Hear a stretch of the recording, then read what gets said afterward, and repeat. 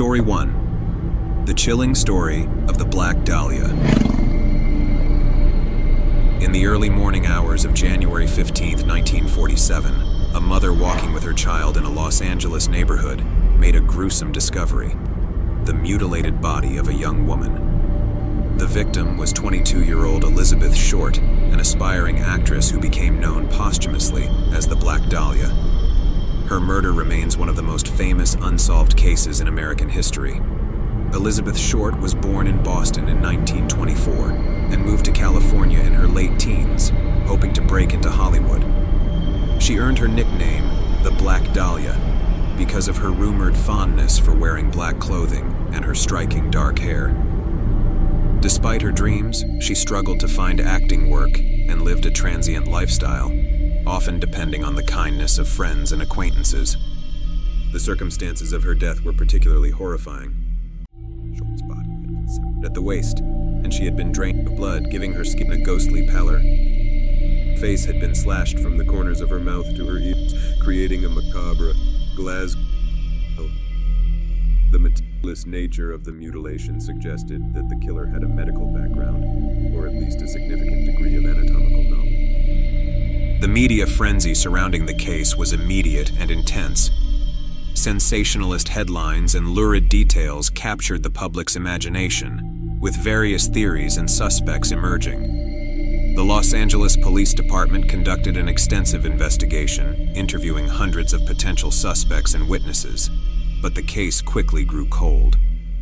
One of the most prominent suspects was Dr. George Hodel, a wealthy and influential physician with a dark past.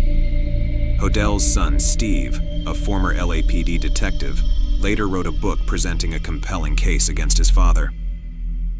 Steve Hodel's investigation suggested that George Hodel not only had the medical expertise to commit the crime, but also had connections that could have helped him evade justice. Despite these accusations and numerous other leads, the identity of Elizabeth Short's killer remains unknown. The Black Dahlia murder has inspired countless books, films, and television shows, cementing its place in the annals of American crime lore. It stands as a haunting reminder of Hollywood's dark side and the human capacity for violence and cruelty. Story 2. The haunting case of the Zodiac Killer. The Zodiac Killer is one of the most enigmatic and terrifying serial killers in American history, responsible for a series of brutal murders in Northern California during the late 1960s and early 1970s. Despite numerous investigations and extensive media coverage, the killer's identity remains a mystery. The Zodiac's first confirmed attack occurred on December 20th, 1968, when high school students Betty Lou Jensen and David Faraday were shot and killed near Vallejo, California. The killer struck again on July 4th, 1969, when Darlene Ferrin and Michael Mageau were attacked in their car. Mageau survived and provided the police with a description of the assailant. On August 1st, 1969, the San Francisco Chronicle, San Francisco Examiner, and Vallejo Times-Herald received letters from the killer. These letters included details only the murderer would know, along with a cryptogram that he claimed would reveal his identity. The Zodiac demanded the letters be published on the front pages of the newspapers, threatening further violence if they were not. As the months passed, the Zodiac continued to taunt the police and the public with more letters, phone calls, and cryptograms. His correspondence often included gruesome details of his crimes and threats of future killings. On September 27, 1969, college students Brian Hartnell and Cecilia Shepard were attacked at Lake Berryessa.